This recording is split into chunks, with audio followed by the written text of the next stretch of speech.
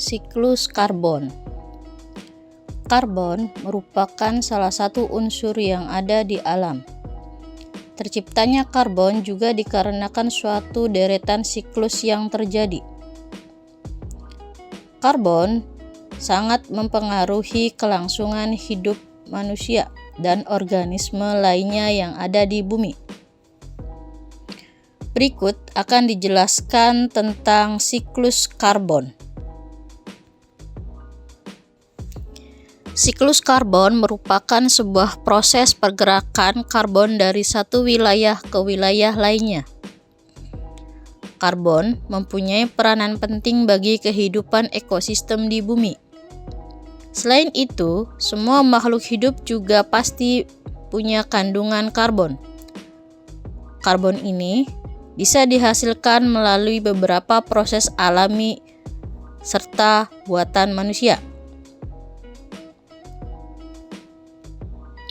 Siklus karbon ialah aliran karbon yang melalui berbagai tahap sistem di bumi, baik itu tumbuhan, hewan, dan manusia yang terjadi secara alami.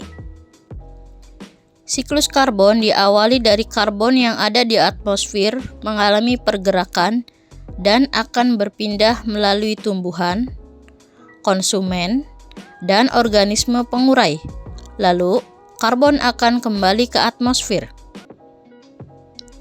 Karbon dioksida yang berada di atmosfer merupakan hasil dari pembakaran yang berupa asap, hasil dari pembakaran limbah pabrik, asap kendaraan bermotor, sisa hasil organisme yang bernafas.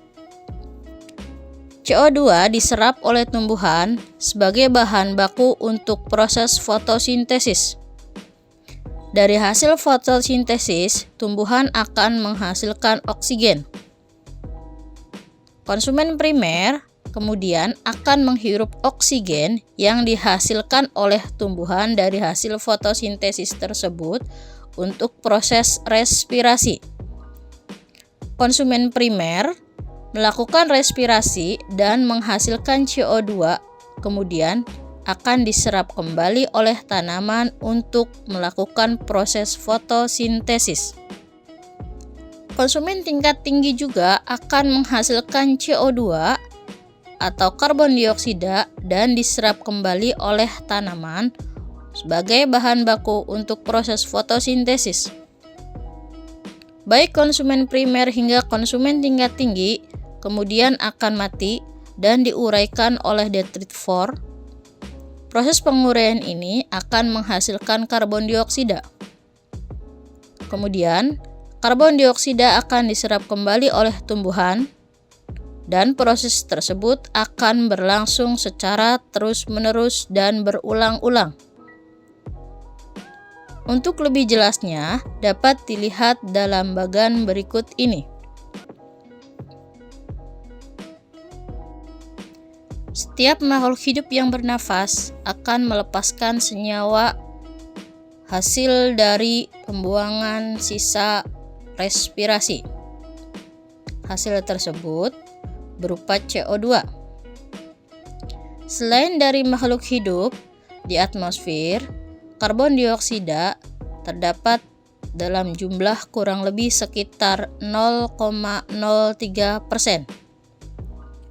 Jumlah tersebut dihasilkan dari proses respirasi organisme, aktivitas industri, penguraian organisme yang mati, pembakaran dari hasil bahan bakar, erupsi Gunung Merapi, dan hasil pembakaran lainnya.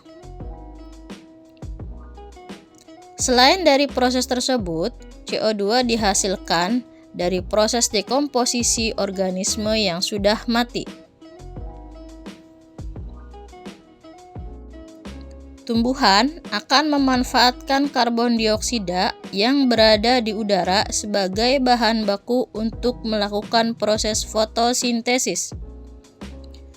Hasil dari fotosintesis yaitu oksigen dan glukosa yang nantinya akan dimanfaatkan untuk metabolisme tumbuhan itu sendiri. Selain untuk tumbuhan itu sendiri, herbivore akan memanfaatkan tumbuhan untuk mendapatkan makanan atau energi. Lalu, herbivore kemudian akan dimakan oleh karnivor. Tumbuhan, herbivore, dan karnivora kemudian akan mati. Setelah mati, organisme tersebut akan diuraikan menjadi detritus. Kemudian detritus akan diuraikan oleh detrivor. Hasil penguraian jika tertimbun di dalam tanah dalam waktu yang sangat lama, maka akan bisa dimanfaatkan kembali untuk menghasilkan bahan bakar fosil. Bahan bakar ini digunakan untuk kebutuhan industri dan proses pembakaran lainnya. Selain di daratan, daur karbon juga terjadi di perairan dalam bentuk asam karbonat. Senyawa tersebut dihasilkan dari hasil ikatan antara karbon dioksida dengan air. Kemudian, asam karbonat akan diuraikan menjadi ion-ion bikarbonat. Ion bikarbonat juga dihasilkan dari organisme air yang bernafas. Senyawa inilah yang akan dimanfaatkan oleh tanaman air untuk melakukan fotosintesis. Contohnya, ganggang dan alga. Karbon menjadi salah satu elemen yang sangat penting dan dibutuhkan bagi kelangsungan siklus kehidupan makhluk hidup yang ada di bumi.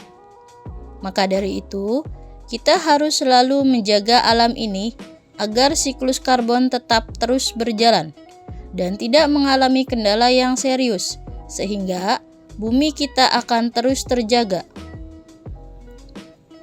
Demikian penjelasan mengenai siklus karbon ini. Semoga bermanfaat dan menambah wawasan kita semua mengenai siklus karbon.